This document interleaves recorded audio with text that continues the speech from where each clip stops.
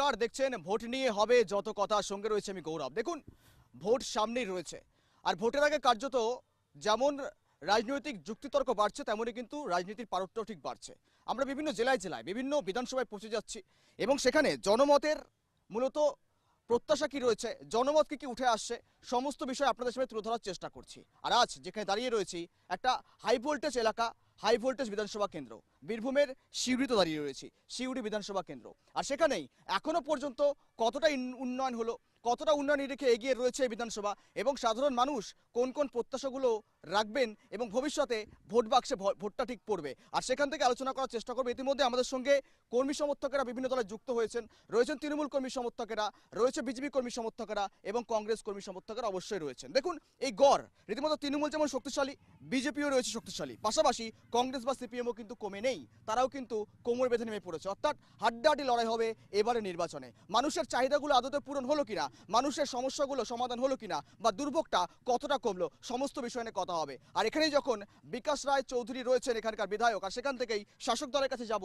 দাদা, এখনো পর্যন্ত 5 বছর কাটিয়ে ফেললেন এবং সেখান থেকে দাঁড়িয়ে থেকে সামনে রয়েছে নির্বাচন, এবং ঠিক কতটা উন্নয়ন হলো আপনারা মানুষের কাছে পৌঁছে যাবেন এবং আপনারা মানুষকে বলবেন এই কাজটা হয়েছে, তার নিরিখে আপনারা ভোটটা দিন? প্রথমত ধন্যবাদ জানাই কেটিভিকে যে নির্বাচনের ঢাকে এখনো কাঠি পড়েনি, কিন্তু এসআইআর প্রক্রিয়া চলছে, স্পেশাল ইন্টেনসিভ রিভিশন। আমরা এখন নির্বাচনী কাজের চাইতেও বেশি ব্যস্ত রয়েছি এসআইআর নিয়ে, কারণ এসআইআর মানুষকে যেভাবে ভোগাচ্ছে, এই নির্বাচনে তার একটা প্রভাব পড়বে এবং মানুষ সেই ভোগান্তির একটা উপযুক্ত জবাব দেবে, এটা আমরা বিশ্বাস করি। এবং আমরা মনে করছি যে এখানে বিকাশ রায়চৌধুরী কোনো বিষয় নয়, বিষয় এখানে মমতা বন্দ্যোপাধ্যায়। আমরা ওয়ান ম্যান আর্মিতে খেলি এবং আমরা এটা বিশ্বাস করি যে বামফ্রন্ট সরকারের অপশাসনের বিরুদ্ধে 2011 সালে পশ্চিমবাংলার মানুষ যখন তার মত প্রদান করেছিল, তখন মমতা বন্দ্যোপাধ্যায়ের মতন বিরোধী রাজনৈতিক নেত্রীকে দেখে, তার আপোষহীন সংগ্রামী আন্দোলনকে দেখেই কিন্তু মানুষ তার মতামত প্রদান করেছিল। স্বাভাবিকভাবে তার উন্নয়ন প্রত্যেকটা বাড়িতে পৌঁছেছে, প্রত্যেকটা পরিবারে পৌঁছেছে, প্রত্যেকটা মহল্লায় পৌঁছেছে, প্রত্যেকটা পাড়াতে পৌঁছেছে, এবং সেই উন্নয়নের নিরিখে মমতা বন্দ্যোপাধ্যায়কে দেখেই বাংলার মানুষ তার মতামত প্রদান করবে, এটা আমাদের বিশ্বাস। আচ্ছা, বিধায়ককে দেখে কোনো মতামত প্রকাশ করবেন না? না, ব্যক্তিগতভাবে আমাদের দলে কোনো বিধায়ক, কোনো সাংসদ এর কোনো মূল্য নাই। আমরা মনে করি মমতা বন্দ্যোপাধ্যায় আমাদের দলের সব। দাদা, এটা তাবেদারি কথা হয়ে গেল না প্লিজ? না, তাবেদারি কোনো ব্যাপার নেই, দলটাই তো মমতা বন্দ্যোপাধ্যায়ের। উনি তো কংগ্রেস থেকে বেরিয়ে এসেছিলেন তৃণমূল কংগ্রেসে। একটা বিধায়ক বা সাংসদের মুখ দেখে ভোট হয় না, মুখ্যমন্ত্রীর মুখ দেখে ভোট হয়। সেখান থেকে প্রথমেই বিজেপির তরফ থেকে কেটিভিকে আমি ধন্যবাদ জানাই আপনাদের অনুষ্ঠান পরিচালনা করার জন্য। আপনার প্রশ্ন ছিল উন্নয়ন নিয়ে, আমি সেই বিরিক্ষেই উত্তর দিতে চাইছি। উন্নয়ন বলতে মূলত বোঝায় দু প্রকার, একটা সার্বিক উন্নয়ন, পশ্চিমবাংলাবাসী সকলের উন্নয়ন, আর একটা হয় ব্যক্তি উন্নয়ন। তো এই তৃণমূল আমলে গত 15 বছরে যা হয়েছে, এখানে সার্বিক উন্নয়নের চেয়ে অনেক বেশি অগ্রাধিকার পেয়েছেন সেখানে ব্যক্তি উন্নয়ন। আপনি তাকে দেখুন, যার প্রশ্ন করলেন বিকাশ রায়চৌধুরী এখানকার এমএলএ, তার উন্নয়নের পরিমাপ বা পরিকাঠি আমরা কাগজ তুলে ধরে দেখাতে পারি যে সে ব্যক্তিগত স্তরে আজকে কোটি থেকে কয়েকশো কোটি টাকার মালিক হয়েছে। সিউড়ি বিধানসভার আন্ডারে তৃণমূলের যারা নেতা, মন্ত্রী, পঞ্চায়েতের প্রধান, মিউনিসিপ্যালিটি কাউন্সিলর, এভরিবডি, তাদের ব্যক্তি উন্নয়ন হয়েছে। সার্বিক উন্নয়নটা কোথায়? মানুষ যে তিমিরে ছিল সেই তিমিরেই আছে। মানুষের সার্বিক উন্নয়ন, সিউড়ি আজ থেকে 150 বছরের পুরনো মিউনিসিপ্যালিটি, তার যে অবস্থা ছিল তার থেকে এক বিন্দু এগোয়নি। পঞ্চায়েত স্তরেও তাই অবস্থা, শুধু কার্ড মানি আর কিছু নয়। হ্যাঁ, সিপিএমকে সরিয়ে মমতা ব্যানার্জি সেদিন পশ্চিমবাংলার মানুষকে 2011 সালে মুক্তি দিয়েছিল। সেদিন পশ্চিমবাংলার মানুষের কাছে মমতা ব্যানার্জি ছিল অগ্নিকন্যা। আজকে মমতা ব্যানার্জি বিকামস টু ও ঘুগনিকন্যা। তিনি বেকার শিক্ষিত যুবকদিকে স্টেশনে নিয়ে গিয়ে ঘুগনি বেচতে বলেন। এই যদি উন্নয়নের পরিমাপ হয় বা যদি তার ডিটারমিনেশন পয়েন্ট হয়, তাহলে আমাদের আর কিছু বলা নাই। আমাদের শাসক দলের এক সিদ্ধান্ত থাকবে বা বক্তব্য থাকতে পারে যে লক্ষ্মীর ভান্ডার, আরে লক্ষ্মীর ভান্ডার 1,500 টাকা দিয়ে কি হবে? ভাতা আমরা আসবো দাদা, ভাতা নিয়ে আসবো। আমরা আসছি কংগ্রেসের কাছে। দেখুন, আপনারাও দায়িত্বে ছিলেন, অনেকদিন ধরে সামলেছেন এই এলাকা, পাশাপাশি আপনারা একসময় দুর্গ বলা যেতে পারে, বামেরাও ছিল, পরপর পরিবর্তন হয়েছে, এবং সেখান থেকে নিরিখে এখনো পর্যন্ত পরিবর্তন কি লক্ষ্য করতে পেরেছেন? মূলত উন্নয়ন নিরিখে কতটা এগিয়ে রয়েছে আপনাদের এলাকা? প্রথমেই আমি জাতীয় কংগ্রেসের পক্ষ থেকে কেটিভিকে অভিনন্দন জানাচ্ছি। আজকে আমাদের পশ্চিমবাংলার যে উন্নয়নের কথা বলছেন, সেই উন্নয়ন কতটা হয়েছে এটা আমরা সবাই দেখতে পেয়েছি। এবং এটা ঘটনা যে পশ্চিমবাংলায় উন্নয়ন সেরকম কিছুই হয়নি। যা উন্নয়ন হয়েছে কিছু ভাইদের হয়েছে, যাক তাও ভালো যে ভাইরা কিছু ডেভেলপমেন্ট করেছে নিজেদের। তো এখন সেই জায়গায় দাঁড়িয়ে এই কথাটাই বলতে হবে যে পশ্চিমবাংলায় যে উন্নয়ন হওয়ার কথা ছিল সেই উন্নয়ন আজকে কিন্তু নেই। 100 দিনের কাজ বন্ধ হয়ে গেছে। এখানে বাড়ির যে পরিকল্পনা ছিল সেই পরিকল্পনা আজকে ভেস্তে গেছে। যার পরিপ্রেক্ষিতে মানুষের যে ডেভেলপমেন্ট হওয়ার কথা ছিল সেই ডেভেলপমেন্ট রাস্তাঘাটেও আমরা দেখতে পাই। হয়তো তৃণমূল কংগ্রেসের যারা নেতা রয়েছেন তারা বলে যে উন্নয়নটা রাস্তায় দাঁড়িয়ে আছে। এটা আমাদের ভাবতে অবাক লাগে। আজকে আমরা কোন জায়গায় বাস করছি, কোন বাংলাতে বাস করছি। কিন্তু আপনার এলাকার উন্নয়ন, আমাদের এই এলাকার উন্নয়ন বলতে আমাদের চোখে পড়ার মতো কিছুই হয়নি। আমরা যেটা পেয়েছিলাম, যেটা ভেবেছিলাম যে মমতা বন্দ্যোপাধ্যায় আসার পর সিপিএমের জামানায় যে উন্নয়ন বন্ধ হয়ে গেছিল, মমতা বন্দ্যোপাধ্যায় আসার পর ভেবেছিলাম হয়তো আমাদের এখানে সিউড়িতে বহু উন্নয়ন ঘটবে। কিন্তু আমরা দেখতে পেয়েছি এখানে উন্নয়নের পরিবর্তে আমরা মেডিকেল কলেজ এখানে ভেবেছিলাম হয়তো হবে। আমরা ভেবেছিলাম এখানে হয়তো ইউনিভার্সিটি হবে। কিন্তু আমাদের বীরভূম জেলার সিউড়ি যে একটা সদর শহর, সেখানে সেই ডেভেলপমেন্টের জায়গায় আমরা কোথাও দাঁড়িয়ে নেই। আচ্ছা বেশ, চাক্ষুষ কোনো উন্নয়ন তারা দেখতে পাচ্ছেন না, চোখে দেখার মতো কোনো নাকি উন্নয়ন নেই, অভিযোগ আনছেন। সেই কবির ভাষায় বলি, দেখ খুলে তোর 3 নয়ন, বাড়ি বাড়ি দাঁড়িয়ে আছে বাংলারই উন্নয়ন। শুধু লক্ষ্মীর ভাণ্ডার নয়, ভারতীয় জনতা পার্টির পক্ষ থেকে লক্ষ্মীর ভাণ্ডারের কথা বলা হলো, যে জন্ম থেকে মৃত্যু প্রত্যেকটা ক্ষেত্রে আমরা মনে করি সমাজবদ্ধ জীব। আমরা রাজনৈতিক দল তৃণমূল কংগ্রেস যখন তৈরি হয়েছিল, তৃণমূল স্তরের মানুষের কথা বলার জন্যই তৈরি হয়েছিল। স্বাভাবিকভাবে তৃণমূল স্তরের একদম নিচু লেভেল থেকে শুরু করে উঁচু লেভেল অবধি কন্যাশ্রী প্রকল্পের কথা বলুন, যতগুলো সামাজিক প্রকল্প, আমরা মনে করেছি সমাজকে আগে ঐক্যবদ্ধ করা দরকার।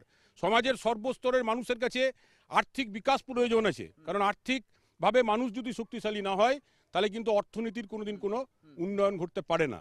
যেমন ধরুন, আমি আপনাকে একটা উদাহরণ দিয়ে বলতে পারি যে টাকার নিরিখে আজকে ডলার কোন জায়গাতে দাঁড়িয়ে আছে, সোনার দাম আজকে কোথায় দাঁড়িয়ে আছে, যেখানে দাঁড়িয়ে অন্তত পক্ষে নিধন পক্ষে একটা প্রান্তিক শ্রেণীর মানুষ ভাবতে পারে না তার মেয়ের বিয়েতে বা ছেলের বিয়েতে 1 গ্রাম সোনা আমি দেবো।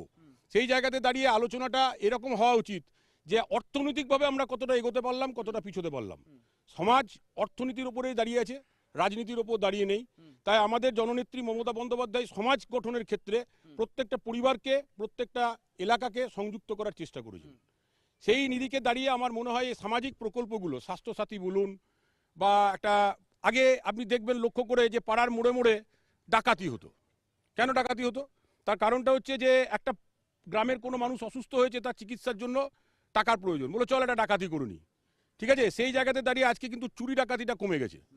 আজকে যখন মমতা বন্দ্যোপাধ্যায় ক্ষমতায় এলেন তখন পশ্চিমবাংলার কি উত্তপ্ত পরিবেশ ছিল, জঙ্গলমহলে মাওবাদী সমস্যা বলুন, গোর্খাল্যান্ডকে কেন্দ্র করে টেরিটোরিয়াল প্রবলেম বলুন, আজকে কিন্তু সেই রকমভাবে কোনো মানে জাতি বিদ্বেষ বলুন, কোনো বর্ণ বিদ্বেষ বলুন আমাদের কিন্তু পশ্চিমবাংলাতে নেই। এটা কিন্তু আমরা মনে করছি সামাজিক প্রকল্পের সুফল। এটাই আমাদের বিশ্বাস যে এই সামাজিক প্রকল্পের উপর দাঁড়িয়েই কিন্তু মানুষ তার মতামত প্রদান করবে। বলছি বন্ধু আমার ঠিক কথাই বলেছেন যে এখন ডাকাতি হয় না, এখন পার্থ চট্টোপাধ্যায়ের বান্ধবীর খাটের নিচে 50 কোটি টাকা পাওয়া যায়। এখন ডাকাতিটা এই পর্যায়ে পৌঁছেছে। আর আপনি প্রত্যেক দিন হাওড়া স্টেশনে যাবেন, শিয়ালদা স্টেশনে যাবেন, স্বাস্থ্যসাথী প্রকল্পে এত ভালো কাজ হয় যে প্রত্যেকটি পশ্চিমবঙ্গের মানুষকে ভেলোর, ব্যাঙ্গালোর, চেন্নাই এসব ঘুরে আসতে হয়। অথচ মমতা ব্যানার্জি ওনার নিজের দাম্ভিকতা রাখার জন্য আজ সারা ভারতে যেখানে আয়ুষ্মান প্রকল্প চালু হচ্ছে, যেখানে 5 লক্ষ টাকার ক্যাশলেস সেই চিকিৎসা উনি দিতে চাইছেন না। কেন? প্রধানমন্ত্রীর সুনাম হবে। আরে এখানে সুনামের দরকার নেই, পশ্চিমবঙ্গবাসী সুযোগ সুবিধা পাবে, উন্নয়ন, এখানে চিকিৎসার ব্যবস্থা পাবে সারা ভারতবর্ষব্যাপী। আজ স্বাস্থ্যসাথী প্রকল্পের কোনো হসপিটালে গেলে বলে বেড নেই। তো সেই জায়গা থেকে আমরা বলছি উন্নয়নটা শুধু কয়েকটা আক্ষরিক অর্থে কয়েকজন ভাইয়ের হয়েছে, কোনো লোকের ভাবে সামাজিক উন্নয়ন হয়নি। দ্বিতীয় কথা, এতই যদি উন্নয়ন হতে থাকে তাহলে কেন আজকে ভাতার উপরে পশ্চিমবঙ্গবাসীকে বিশ্বাস করতে হবে, ভরসা করে থাকতে হবে? আজকে পশ্চিমবঙ্গবাসীকে কেন কর্মসংস্থানের জন্য গুজরাট যেতে হবে, আহমেদাবাদ যেতে হবে, ব্যাঙ্গালোরে যেতে হবে? আজকে পশ্চিমবঙ্গে একটা কলকারখানা নেই, সেখানে এখান থেকে ওখানে গিয়ে যে কাজে যেতে হচ্ছে। তাহলে পশ্চিমবঙ্গবাসী আজকে ভিখারি অবস্থায় করে দিয়েছে, ভাতার উপরে তাদেরকে নির্ভরশীল হতে হয়েছে। আজকে উনি বলছেন মহিলারা সুরক্ষা কোথায়? মহিলারা সন্ধ্যেবেলায় বাড়ির থেকে বেরোবেন না। আরে এটা কীরকম কথাবার্তা? আপনার বাড়ির মেয়েরা সন্ধ্যেবেলায় কলকারখানায় কাজ করবে, ফিরবে। তো উনি যদি এই আজকে দলের সুপ্রিমো, রাজ্যের সুপ্রিমো এখন এই মুহূর্তে উনি যদি এই কথা বলেন, তাহলে সাধারণ মানুষের কি চিন্তা ভাবনা হবে সেটা একটু চিন্তা করার বিষয় আছে। আপনাদের পয়েন্ট অফ ভিউ কি বলবেন? স্ট্যান্ডিং পয়েন্ট আমাদের বক্তব্য হচ্ছে, কেউ বলছে আমাদের এখানে উন্নয়নের কথা বলতে গিয়ে কেউ বলছে চপ শিল্প, আবার কেউ বলছে পকোড়া শিল্প। আজকে তো আমরা এই জায়গায় গিয়ে দাঁড়িয়েছি, কোনো কর্মক্ষেত্রে কোনো রকমই আমরা দেখতে পাইনি যে এখানে কর্মসংস্থানের কথাটাকে অগ্রাধিকার দেওয়া হয়েছে। যেটা আমরা জাতীয় কংগ্রেস যখন পশ্চিমবাংলায় ক্ষমতায় ছিলাম, বন্দে মাতরম ধ্বনি দিয়ে একটার পর একটা কলকারখানা আমরা পশ্চিমবাংলায় রোপণ করেছিলাম। আজকে সেই কলকারখানাগুলো সিপিএমের জামানা থেকে বন্ধ হয়ে গেছে। কিন্তু মমতা বন্দ্যোপাধ্যায়কে দেখে আমরা ভেবেছিলাম হয়তো উন্নয়ন ঘটবে কিছু, কিন্তু এসে দেখলাম তারাও সেই পথেরই পথিক। তারা সেইভাবেই এগোলো, যেখানে কোনো উন্নয়নের ভাষাও নেই, উন্নয়নের কথাও নেই।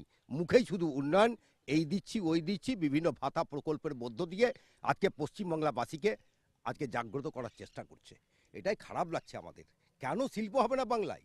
বাংলায় তো শিল্পে একদিন অগ্রণী ভূমিকা ছিল, অথচ আজকে সেই বাংলা আজকে শিল্পক্ষেত্রে আজকে মুখ থুবড়ে পড়েছে। অথচ বীরভূম জেলার ক্ষেত্রে আমরা দেখলাম, আমরা যে কয়েকটা কলকারখানা তৈরি করেছিলাম, সেই কলকারখানাগুলো স্তব্ধ হয়ে যাওয়ার পর আর নতুন কোনো চিন্তা ভাবনা করেনি এই সরকার। এটা থেকে আমরা বুঝতে পারি যে কর্মসংস্থানের প্রতি এদের কতটা নজর দিচ্ছে। আজকে বেকার বেকার বেকার, চারিদিকে শুধু বেকার আর হাহাকার চলছে। ভাতার উপর নাকি দাঁড়িয়ে রয়েছে বাংলা, অভিযোগটা আসছে বারংবার, বিভিন্ন সময় অভিযোগ করছে। এটা আমরা ভাতা বলে ভাবছি না, এটাকে আমরা মনে করছি এটা অনুদান নয়, এটা ভাতা নয়, এটা যেটা সামাজিক স্বীকৃতি। আমার বাড়ির মহিলা, আমার বাড়ির মা, মাসিমা, কাকিমা, জেঠিমা, তারা তাদের যে নিত্যদিনের কাজ যেটা করে, সরকার মনে করেছে যে এদের হাতে কিছু আর্থিক যোগানের প্রয়োজন আছে। যে শিল্প সংস্থার কথা বিবেকবাবু বললেন জাতীয় কংগ্রেস থেকে, এই শিল্পের অভাব অনটন। আপনারা 2014 সালে নরেন্দ্র মোদী যখন ভারতবর্ষের সরকারে বসলেন, তখন আপনারা দেখেছেন বা গোটা ভারতবাসী দেখেছে যে একজন চিমন ভাই প্যাটেলের সময় থেকে গুজরাট ভারতবর্ষের অগ্রগণ্য রাজ্য, নরেন্দ্র মোদীর টাইমে নয়।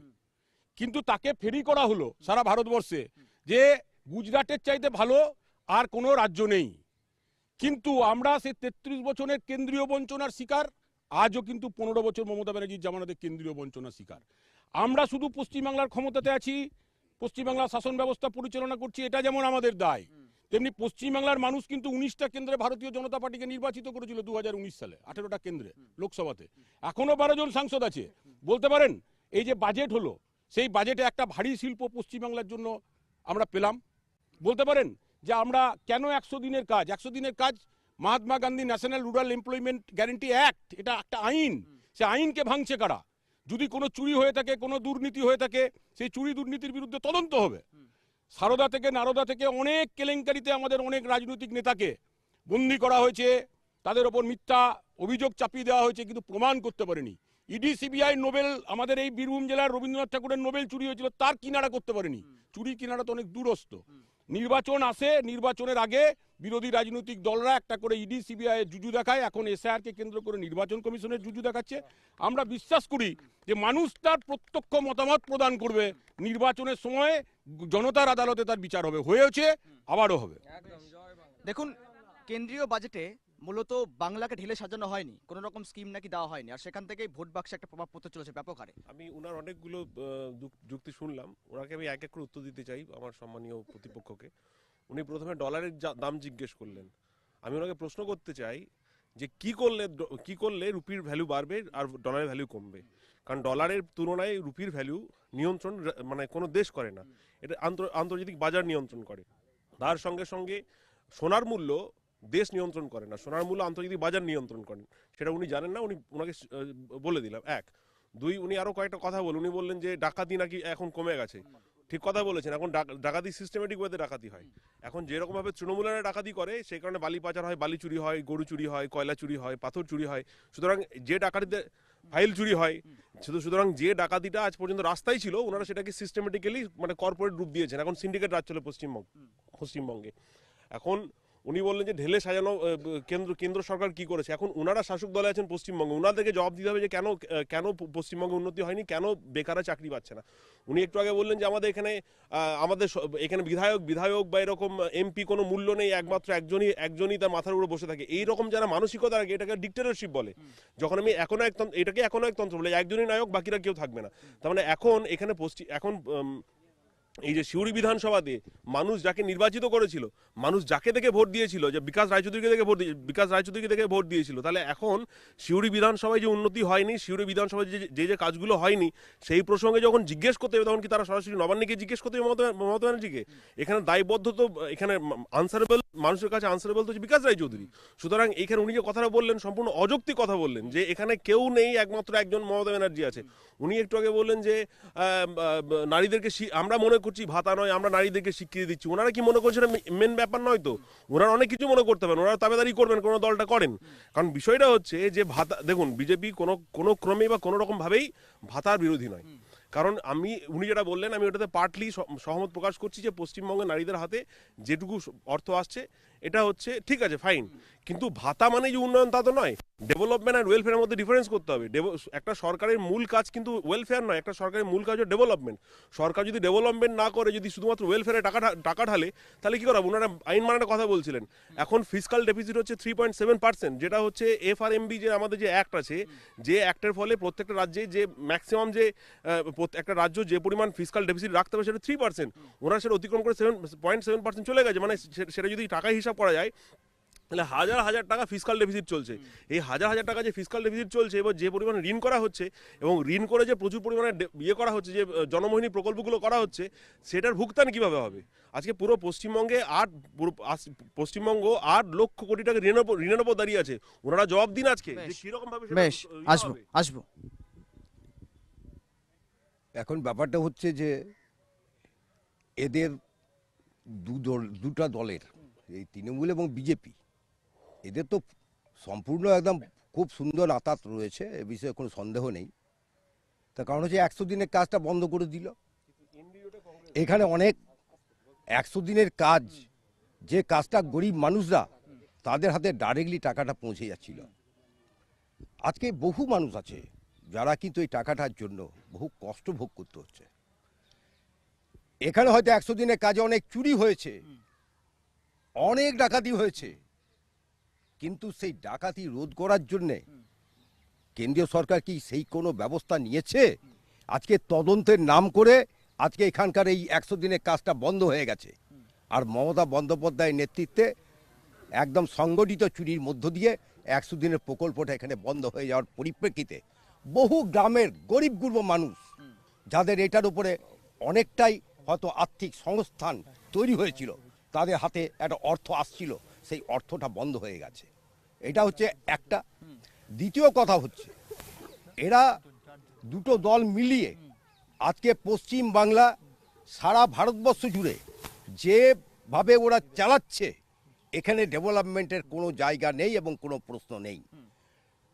বিগত কয়েকদিন আগে যে বাজেট হয়েছে, সেই বাজেটে আমরা দেখলাম কেন্দ্রীয় সরকার তার শিক্ষা নীতিতে সেখানকার বাজেট বরাদ্দ কমিয়ে দিয়েছে, প্রতিরক্ষা খাতে কমিয়ে দিয়েছে, কিন্তু বাড়ালো কোথায়? আমরা কি পেয়েছি? আমরা বাংলা তো কিছু পাইনি। আজকে তারা ভোটের যুদ্ধে নেমে এসে সব মানুষকে বোঝানোর চেষ্টা করবে যে তৃণমূল এটা করেনি, ওই সরকার এটা করেনি। আপনারাও তো সরকার আছেন, কেন্দ্রীয় সরকার, আপনারা কি করেছেন? যেমন কেন্দ্রীয় সরকার করতে চাইছে না বেকার সমস্যা সমাধানের কথা, তেমনি রাজ্য সরকারও করছে না মমতা বন্দ্যোপাধ্যায়ের নেতৃত্বে বেকার সমস্যার কথা। এই সমস্যার কথা না ভাবলে আগামী দিন বহু বহু মূল্য দিতে হবে আমাদের পশ্চিমবাংলাবাসীকে।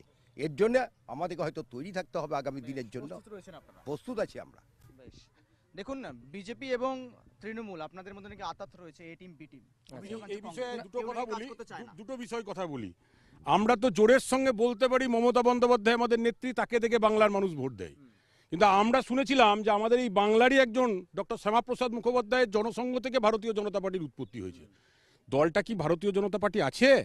তাহলে স্লোগান কি করে হয়? হর হর মোদি, ঘর ঘর মোদি। এই স্লোগানটা আসে কি করে? ব্যক্তি প্রশ্নে জাতীয় কংগ্রেসকে বলুন গান্ধী পরিবারের বাইরে বেরোতে পারেনি, আজকে কিন্তু ভারতীয় জনতা পার্টিও সেই কক্ষেই ঢুকে পড়েছে। মোদী অমিত শাহর বাইরে তাদের মুখ থেকে কোনো শ্যামাপ্রসাদ মুখার্জির স্লোগান বেরোয় না, এই জায়গাতেই তারা দাঁড়িয়ে গেছে।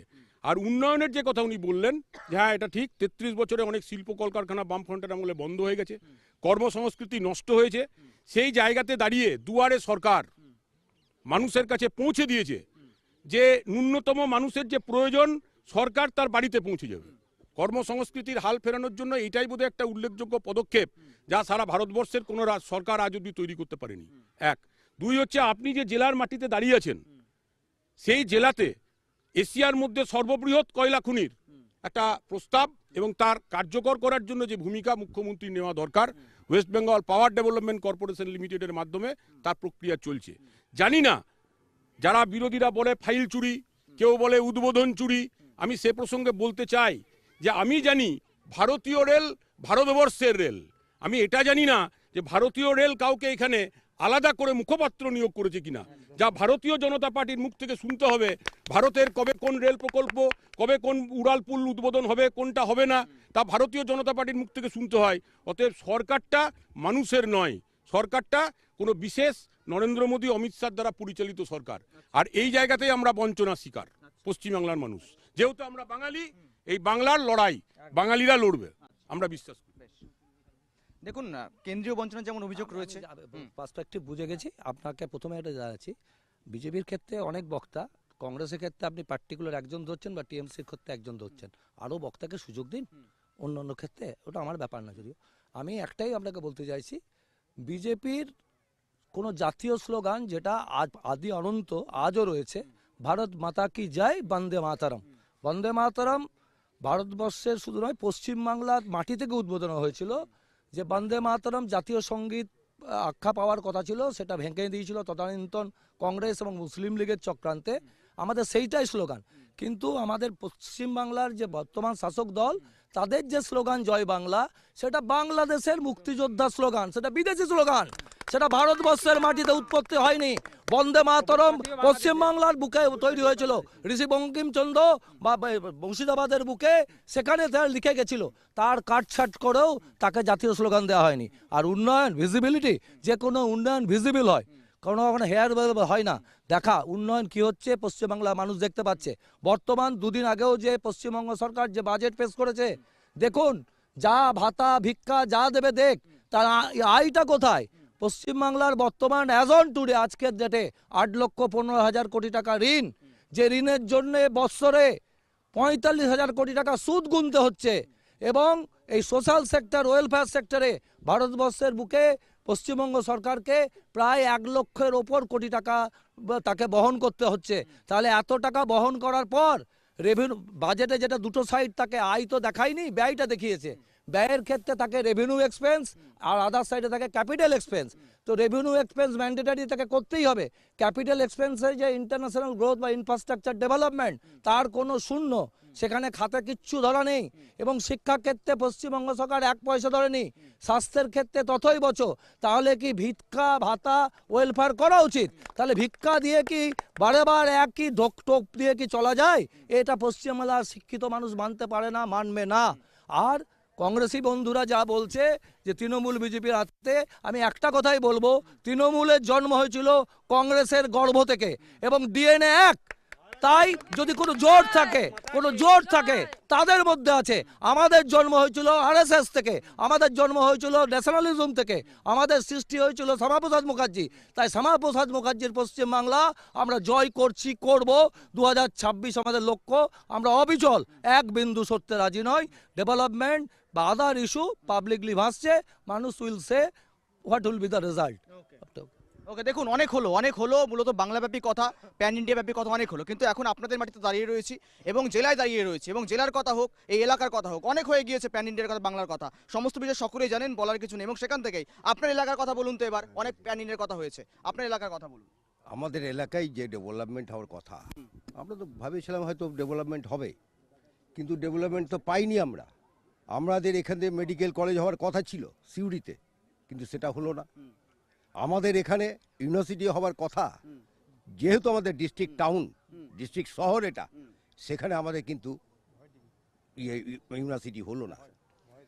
কোথায় হচ্ছে না হচ্ছে, জেলাতে হচ্ছে, কোথাও হচ্ছে, কিন্তু সিউড়ি বরাবর অবহেলিত এবং মমতা বন্দ্যোপাধ্যায়ের নেতৃত্বে এখনো পর্যন্ত আমরা অবহেলিত। সিউড়ির মানুষ শুধু কয়েকজন মানুষকে ভাতা আর কতগুলো টাকা পয়সা দিয়ে তাদেরকে কিন্তু এটা তো বীরভূমের গোটা জেলার সদর শহর। সদর শহরেই তো কোনো ডেভেলপমেন্ট নেই, না আছে রাস্তাঘাট, না আছে ভালো একটা প্রমোদের একটা মানে জায়গা যেখানে বাচ্চারা একটু খেলাধুলা করবে, একটু পার্কের মতো হবে, সেই জায়গাগুলো নেই। কোথাও একটা খেলার ভালো মাঠ নেই। সব থেকে বড় প্রবলেম এটা, যে মাঠে গিয়ে হয়তো বাড়ির ছেলেমেয়েরা একটু গিয়ে বসবে, সেই জায়গাগুলো সব কিন্তু আস্তে আস্তে আস্তে বন্ধ হয়ে যাচ্ছে। তো আমরা এই জায়গায় দাঁড়িয়ে আজকে দেখেছি যারা উন্নয়নের কথা বলছে, যাদেরকে ক্ষমতা দেওয়া হয়েছে, তারা সেই উন্নয়ন করে না। উন্নয়নের পরিবর্তে তাদের পকেটে বেশ ভালো রকমের একটা অঙ্ক চলে যায়। এটাই হচ্ছে উন্নয়ন এখন পশ্চিমবাংলায়। আর এটাকেই তাড়িয়ে তাড়িয়ে কিছু মানুষ উপভোগ করছে, আর সাধারণ মানুষ আগামী যে ভোট আসছে সেই ভোটে বুঝিয়ে দেবে যে এই উপভোগ করার কয়েকজন মানুষকে নিয়ে চলো, আমার মতো আমজনতাকে নিয়ে চলার দরকার নেই। এই জায়গায় এসে দাঁড়াচ্ছে আমাদের সিউড়ি শহরে। সিউড়ি শহরের ডেভেলপমেন্ট নেই, সিউড়ির গ্রামাঞ্চলের ডেভেলপমেন্ট নেই, যেখানে 100 দিনের কাজ প্রক্রিয়া সমস্ত বন্ধ হয়ে গেছে। সেখানকার মানুষ এখন খেতে পায় না, বহু মানুষ আছে, বহু পরিবার আছে, বহু কষ্টের মধ্য দিয়ে দিনাতিপাত করে। কিন্তু আমরা দেখলাম সারা বীরভূম জেলা নয়, সারা সিউড়ির সারাউন্ডিং যত গ্রামাঞ্চল আছে সেখানে রাস্তাঘাট খুব ভঙ্গুর, সেখানকার নর্দমা নেই, কোথাও ড্রেন নেই। কি অবস্থার মধ্যে মানুষ বাস করে। মনে হয় না যে সামাজিক যে কাজ প্রকল্পগুলো ছিল সেই প্রকল্পগুলো কেন বন্ধ হয়ে গেল। আজকে দুটো সরকারের দ্বন্দ্ব নয়, শুধু এটা মমতা বন্দ্যোপাধ্যায় মোদি সাহেবকে বলছে, মোদি সাহেব একটা তদন্ত পাঠিয়ে দিয়ে 100 দিনের কাজকে এখানে বন্ধ করে দেওয়া হবে। এখানেও দ্বন্দ্বের দোষ্টিদ্বন্দ্ব রয়েছে, আপনি অভিযোগ অবশ্যই আছে, কিছু তো দেখাতে হবে আমাদেরকে, যে আমাদের মধ্যে আঘাত নেই এটা বোঝাতে হবে। এটা আইওয়াজ করছে আমাদের সাথে, আর অন্য আর কিচ্ছু নাই। তৃণমূল বিজেপি উভয় দলেরই রয়েছে উভয় গোষ্ঠীকন্দল। দলের মধ্যে আপনাদের মধ্যে কংগ্রেসের গোষ্ঠীকন্দল নেই? আমাদের কোনো গোষ্ঠীকন্দল নেই, আমরা কংগ্রেসের সবাই ঐক্যবদ্ধভাবেই চলি শুভঙ্কর সরকারের নেতৃত্বে। আমরা যাবো তৃণমূলের কাছে। দেখুন, একটা অভিযোগ উঠে আসে, আপনাদের এখানকার বিধায়ক আপনাদের এখানকার বাসিন্দা নয়, তিনি থাকেন পাশের বিধানসভায়, অর্থাৎ এখানকার ভূমিপুত্র নয়। এই বিষয়ে অনেক অভিযোগ আসছে দাদা, এবং মানুষ তো কিছু চায়, মূল সদস্য সিউড়ির জন্য উন্নয়ন চায়। আমি দুটো কথা বলি। বিবেক বাবুর কথাতে আমি দুটো কথার উত্তর। দাদা প্লিজ বলতে দিন, দাদা বলতে দিন, প্রতিক্রিয়া তারা দিতে পারবেন, দাদা বলতে দিন। বিবেক বাবুর এক মিনিট উন্নয়ন নিয়ে কথা বললেন, উন্নয়ন নিয়ে কথা বললেন। আমি বিবেক বাবুকে কয়েকটা কথা বলতে চাই। আপনারা বোধহয় এই কেটিভি বাংলা বোলপুর থেকে সিউড়ি এলেন। আপনি সিউড়ি থেকে যে জনপদে যাবেন, কি Rajnagar toward Sainthia, national high রোডের কথা বলতে পারবো না, জাতীয় সড়কের কথা বলতে পারবো না। আপনি যান, রাস্তাগুলো দেখুন, ঠিক 15 বছর আগে কি ছিল, আজকে কি আছে। যারা ওই পথ দিয়ে চলাচল করেছে তাদেরকে জিজ্ঞাসা করুন। পথশ্রী প্রকল্প মমতা বন্দ্যোপাধ্যায় এটা সামাজিক প্রকল্প, এটা ভাতা প্রকল্প নয়, অনুদানের প্রকল্প নয়। পথশ্রী প্রকল্পের মধ্যে দিয়ে কতগুলো কাঁচা রাস্তা গ্রামে পাকা হয়েছে, গ্রামের ভিতরে ঢুকে দেখতে হবে, শহরের বাইরে বেরোতে হবে, দেখতে হবে। আমার সিউড়ি বিধানসভা কেন্দ্রের মধ্যে আমি আপনাকে 13টা এমন প্রাথমিক বিদ্যালয় বলতে পারি যেগুলো উচ্চ প্রাথমিকে উন্নীত হয়েছে। আমি আপনাকে বলতে পারি যে জায়গাগুলোতে যে নূতন করে আমার বিধানসভা এরিয়ার মধ্যে যে জায়গাতে আপনি দাঁড়িয়ে আছেন, এটা বীরভূম জেলা পরিষদের উন্নয়ন খাতের টাকাতে এটা কি ছিল, এখানে একটা বাজার বসতো বড়, কোর্ট বাজারের একটা বিরাট বড় অংশ ছিল, যেখানে দাঁড়িয়ে আপনি সভা করছেন। সেখানটা এত যে সুদৃশ্য আপনি দেখতে পাচ্ছেন চোখের সামনে, এটাও কিন্তু এই সরকারেরই একটা বাস্তব ফল। এবং আমি আপনাকে বলতে পারি সিউড়ি সদর হসপিটাল সুপার স্পেশালিটি হসপিটালে উন্নীত হয়েছে এই জামানায়। দ্বিতীয় কথা যে কিছুদিন ধরে আমাদের রাজনৈতিকভাবে একটা দ্বিতীয় দিন 1 মিনিট বলতে দাও, আমি আমাকে একটু 1 মিনিট বলতে দিন, কথাটা কেটে দিয়েন না মাঝখানে। সুপার স্পেশালিটি হসপিটালে উন্নীত হয়েছে 17 সালে। হ্যাঁ, মেডিকেল কলেজ আমরা সিউড়ি সদরবাসী পেলে আমরা খুশি হতাম, গর্বিত হতাম। রামপুরহাট পেয়েছে এই জামানায় নতুন মেডিকেল কলেজ। কেন? তার কারণটা হচ্ছে রামপুরহাট কনস্টিটিউন্সি বা রামপুরহাট সাব ডিভিশনের যে অনুন্নত মাইনরিটি বেল্ট আছে, মুরারই, নলাটি, হাসন, সেখানে কিন্তু শিক্ষার বা স্বাস্থ্যের উন্নয়নটা অনেক কম, পরিষেবাটা মানুষের কাছে কম পৌঁছায়। এটা তো বিরোধিতা করার কিছু নেই। জেলাতে এমন জেলা আপনি দেখাতে পারবেন না দুটো মেডিকেল কলেজ আছে।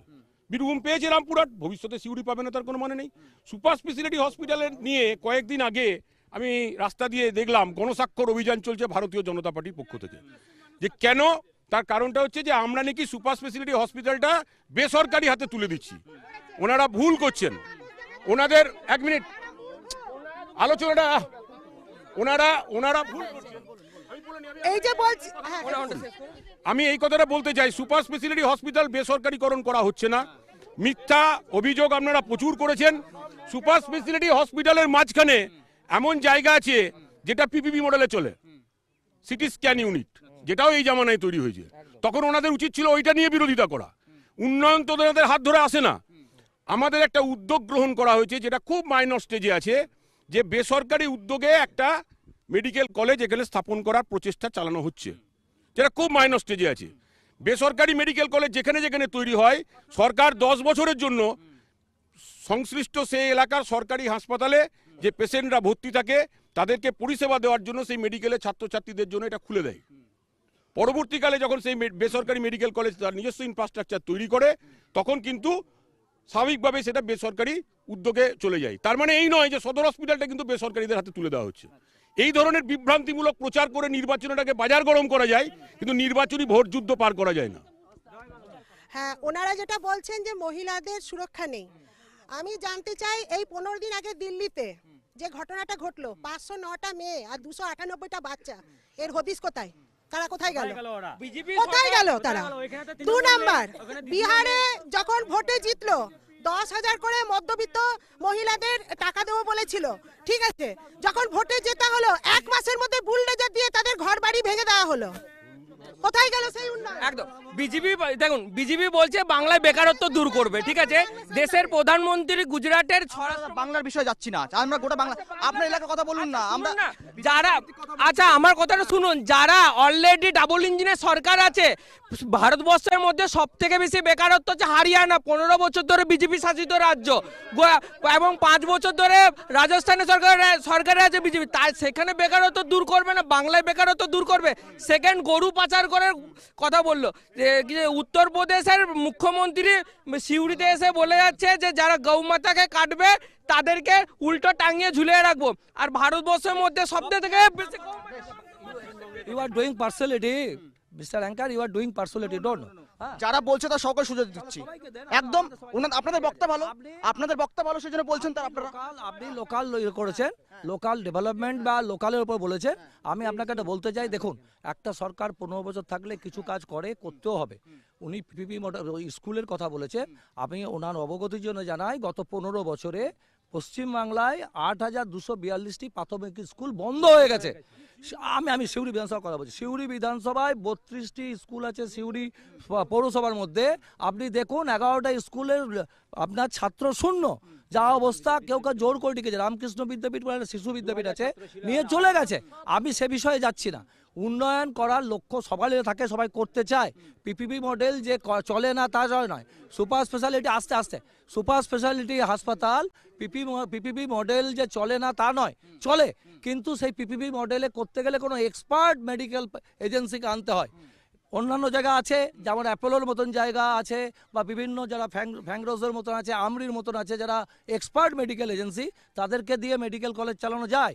কিন্তু এখানে পিপিপি মডেলে যাদের ফাইল দিল্লি পর্যন্ত গেছে, তারা আর কেউ নয়, অভিষেক ব্যানার্জির ব্যানারে যিনি সনক হাসপাতাল চালান, প্রবীর পাচি, এবং আমার কাছে কাগজ আছে, দেখিয়ে দেবো কাগজ, এবং এখানকার লোকাল মাফিয়া টুলু মণ্ডল। আস্তে আস্তে আস্তে আস্তে আস্তে আস্তে, আরে ভাই পড়াশোনাটা কর না ভাই, আস্তে, তো তার উপরে আরে চুপ তো আস্তে বাংলা শুনুন, শুনে প্রতিক্রিয়া দেবেন। শুনুন, দাঁড়ান, বলতে দে। তো আমি আমাদের বলছি যে চালাবে আমাদের, প্লিজ দাদা প্লিজ শুনুন দাদা, শুনুন আগে দাদা, প্লিজ শুনুন আগে। দেখুন ঝগড়া করার পেছনে আস্তে আস্তে এটা ঝগড়ার বিষয় নয়, মূলত আস্তে আস্তে তোকে আগে বার করবো দাদা। শুনুন, মূলত যে কারিগর যে উন্নয়ন করবে, সে কারিগর হওয়া উচিত একজন দক্ষ কারিগর। আমাদের সিউড়ির দুর্ভাগ্য যে গত 3 বছর যে তৃণমূলের বিধায়ক যারা জিতিয়েছে, প্রথমবার স্বপন ঘোষ 11 সালে জিতেছিল, তিনি মোহাম্মদবাজারের বাসিন্দা। দ্বিতীয়বার 2016 সালে যে জিতেছিল অশোক চ্যাটার্জি তৃণমূলের বিধায়ক, তিনি রামপুরহাটের বাসিন্দা। গত 2021 সালে তৃণমূলের হয়ে যিনি বিধায়ক হলেন, তিনি বোলপুরের বাসিন্দা। সিউড়ির মানুষ এত দুর্ভাগা, তৃণমূল হোক বা আর অন্য কোনো দল হোক যারা নির্বাচিত করেছে, যে আমরা সিউড়ির কোনো মানুষ ভূমিপুত্রকে এমএলএ হিসেবে পাই না। এটাই আমাদের সিউড়ির মানুষের দুর্ভাগ্য। তাই করজোড়ে সিউড়িবাসীর কাছে আমার নিবেদন, আর যাই হোক, ভূমিপুত্র ছাড়া যদি কাউকে নির্বাচিত করেন, তাহলে সিউড়ির মানুষ যা ভুগছে এইরকম আগামী দিনে আবার ভুগতে হবে। তাই সে যাকে ভালো মনে করবেন, মানুষ তাকে ভোট দিয়ে নির্বাচিত করবে, তাদের সেটা স্বাধিকার, সেখানে গণতান্ত্রিক অধিকার, সেখানে তো জোর করে এসব হয় না। তাই সিউড়ির ভূমিপুত্র না হওয়ার জন্য, দক্ষ কারিগর না থাকার জন্য সিউড়ি বিধানসভার উন্নয়নের এই দুরাল বা দুরবস্থা হয়েছে। এটাই আমার ব্যক্তিগত মতামত। আর আপনাদের তরফ থেকে প্রার্থী বাছাই কোনো সমস্যা হয় কি? প্রার্থী বাছাই কোনো সমস্যা নেই আপনাদের মধ্যে? বেশ, আসছি, কংগ্রেসের কাছে আসছি। আমরাও দেখেছি এই যে আপনার টিএমসি নেতা বললেন যে আমাদের উন্নয়ন হয়েছে রাস্তাঘাট, কোথায় কোনটা রাস্তাটা বললেন? সিউড়ি থেকে বোলপুর, সিউড়ি থেকে বোলপুর রাস্তা চকচক করছে কেন? কারণ এখানে যাতায়াত কারা করেন? কেষ্ট মোড়ল, যিনি বর্তমানে তাকে স্বাধীনতা সংগ্রামী বলে উপভোগ করছেন, তিনি যাতায়াত করেন। কিন্তু আপনি যান সিউড়ি সাঁইথিয়া রোড, এক্ষুনি যান, যদি এক হাত করে খাল না থাকে তাহলে আমি ওইখানে ইয়ে করে দেবো। এক হাত করে খাল আছে। যান মোহাম্মদ বাজার, যান মোহাম্মদ বাজার, যান মল্লারপুর, কোনো রাস্তার উন্নয়ন নাই, একমাত্র সিউড়ি বোলপুর রাস্তার উন্নয়ন। সেখানে যত নেতারা যাওয়া আসা করে তার জন্য। আর আপনি ভেতর হসপিটালের কথা বলছেন, হসপিটালে আপনি যান, হসপিটালে একজন ইঞ্জেকশন দেওয়ার লোক নাই। যারা ওই নার্সের ট্রেনিং নিচ্ছে, সেই সব নার্সরা নিয়ে আপনাকে 50 বার ফুটবে, তারপরে আপনার একটা ইঞ্জেকশন যাবে একদম। আর মরে যাচ্ছে সিউড়ি হসপিটালে, মরার জন্যই রুগী যায়, কটা লোক বেঁচে আছে সেইটা। সিউড়ি, আমি বলি একটু আস্তে আস্তে আস্তে আস্তে একটু আস্তে। সিউড়ি হাসপাতালটা এখন হয়ে কথা বলতে নেই ভাই, কথাটা বলতে নেই, এখানে ডিবেট হচ্ছে, ঝগড়া হচ্ছে। দেখুন তো সিউড়ি হাসপাতালটা বলি, সিউড়ি হাসপাতালটা কিছু মানে ইয়াং জেনারেশন। দাদা বলতে না দিলে তো হবে না দাদা, প্লিজ প্লিজ, বলতে না দিলে তো হবে না। প্রতিক্রিয়া না নিলে বলবেন কিভাবে না শুনলে পরে? আপনি টিএমসি কে নেই করুন, ওরাই তো সব চালাচ্ছে, আমাদের দরকার নেই তো। সিউড়ি হাসপাতালটা বর্তমানে এমন অবস্থাটা রয়েছে, যেটা সত্য সেটা আমি বলবো। ঘটনা হচ্ছে কি, সিউড়ি হাসপাতালে যদি কোনো মানুষ যদি এমনি করে যায় না, তাকে বর্ধমান পাঠিয়ে দেবে। এমনি করে যদি যায়, অটোমেটিক বর্ধমান চলে যাবে, অটোমেটিক চড়াম করে বর্ধমান। কি হয়েছে? জ্বর হয়েছে, পাড়া জ্বর, বর্ধমান পাড়াম করে দিয়ে দিল বর্ধমান। দেখলো না যে মানুষটাকে ইয়ে করতে হবে, সুস্থ করতে হবে। চ্যালেঞ্জ করে বলছি, এই হাসপাতালটা একটা দুর্বিষহ হয়ে গেছে। হেঁটে যাবে, শুয়ে চলে যাবে, হেঁটে যাবে, শুয়ে চলে যাবে। একটা ইট পড়েছে, তাকে মেরে দিল হলো, কেন হবে? এটাকে হাসপাতাল হয়েছে? হাসপাতালে কোনো রকম একটা পরিষেবা যেটা, সেটা নাই, সত্যি কথা বলছি আমি। এবং কি ছোট ছোট বাচ্চাগুলোকে পোলিও ইঞ্জেকশন দিচ্ছে। একটা ইয়াং মেয়ে যে জানে না, সে পট করে দিল, রক্ত আমার চোখের সামনে ঘটেছে। আমি হামলা করেছিলাম, যেটা কি এটাকে ইঞ্জেকশন দেওয়া হচ্ছে। আরে ওই বুড়ো লোকগুলোকে হাত প্র্যাকটিস করবে, বুড়ো লোকগুলো যারা বুড়ো শুয়ে আছে, তাতে ভিটামিন দিয়ে হাতটা সেট করবে, ওই বাচ্চাদের দিতে হবে। আমি বারবার বলেছিলাম, এটা পোলিও বিভাগকে দেখা সুগা, কি ছোট ছোট বাচ্চাগুলোকে ইঞ্জেকশন দেওয়া হচ্ছে, রক্ত বার করে দিচ্ছে। আমি কয়েকটা কথা বলি। প্রথম কথা হচ্ছে যে দেখুন, হ্যাঁ, পরিষেবা নিয়ে কিছু প্রশ্ন বিরোধীদের থাকতেই পারে, অপ্রতুল্যতা আছে ডাক্তারের, কিন্তু তার মাঝখানে সরকার মেডিকেল কলেজের সংখ্যা, সুপার স্পেশালিটি হাসপাতালের সংখ্যা বৃদ্ধি করেছিল, যেটা 33 বছরের জামানায় আমরা দেখিনি। আমরা এই জামানায় দেখিনি 14 থেকে আজ অবধি যে একটা all India institute of medical science আমরা পেলাম। কিন্তু এটা আমরা দেখেছি যে রামপুরের একটা মেডিকেল কলেজ আমরা পেয়েছি, সুপার স্পেশালিটি হসপিটাল পেয়েছি। পরিষেবা নিয়ে কিছু প্রশ্ন আছে, সেটা আমরা অস্বীকার করছি না। ডাক্তারের অপ্রতুল্যতা, স্বাস্থ্যকর্মীদের অপ্রতুল্যতা, চেষ্টা চলছে। আপনি খবর নেবেন, ওয়েস্ট বেঙ্গল হেলথ রিক্রুটমেন্ট বোর্ডের ওয়েবসাইটে যাবেন, এই গত সপ্তাহে 1500 নতুন ডাক্তারকে নিয়োগ করা হয়েছে। বিএসসি নার্সিং, জিএনএমএ নার্সিংয়ের নিয়োগ হয়েছে। কর্মসংস্থানের যে প্রশ্ন তুলছে বিভিন্ন সেকশনে, প্রাইমারি বলুন সেকেন্ডারি বলুন, নিয়োগ হয়েছে, মামলা মোকদ্দমা বেড়াজালে জড়িয়ে চক্রান্ত করে চেষ্টা করা হয়েছে যে যাতে এই কাজগুলোকে সম্পন্ন করা না যায়। কিন্তু আদালতের, যেমন আমরা জনতার আদালতকে মান্যতা দিই, তেমনি আমরা কিন্তু সুপ্রিম কোর্টকেও মান্যতা দিই। সুপ্রিম কোর্ট যেমন বলেছে এসআইআর নিয়ে তার একটা মতামত প্রদান করেছে। আজকে আপনি বলুন আধার কার্ড, ইউনিক আইডেন্টিটি কার্ড, সেটা ছাড়া ব্যাংকের ট্রানজাকশন হবে না। সেখানে আধার কার্ডকে 13টা যে এসআইআর এর যে 13টা রাখা হলো তার মধ্যে রাখা গেল না। একটি লোকের দলিল আছে 46 সালে। আমি আপনাকে এমন একটা পার্ট ধরে বলে দিতে পারি, 3 নম্বর ওয়ার্ডের একটা পার্ট, যেখানে শুধুমাত্র বাউরি বাগদি কাহাররা বাদ গিয়েছে এবং তারা বাদ যাবে 44 জন। কি করে বাদ যাবে? তাদেরকে এসআইআর এর, যেহেতু তারা 2002 তাদের ভোটার লিস্টে নাম ছিল না, কিন্তু তাহলে তারা কিন্তু সাবকাস্ট, তারা রোহিঙ্গা বাংলাদেশি নয়, তারা কি করে বাদ যাবে? কি করে তারা বাদ যায়? অর্থাৎ বলছেন এসআইআর প্রভাব এবার ভোট বাক্সে পড়তে চলেছে। এসআইআর এর প্রভাব বাংলার মানুষ বুঝিয়ে দেবে যে মমতা বন্দ্যোপাধ্যায় সুপ্রিম কোর্টে নাটক করতে যাননি, সওয়াল করতে গেছেন বাংলার মানুষের জন্য। এবং আমি একটা আমার বন্ধু বক্তাকে বলতে চাই যে 2011 সালের আগে এই মেডিকেল কলেজটা সিউড়ি সাব ডিভিশনে ছিল, সিউড়িতে ছিল। মমতা, আজকে আমাদের এতটাই দুর্ভাগ্য, তৃণমূলের কোথায়, রামপুরহাটকে আলাদা পৃথক স্বাস্থ্য জেলা করে রামপুরহাটে নিয়ে যাওয়া হলো। সিউড়ি আমাদের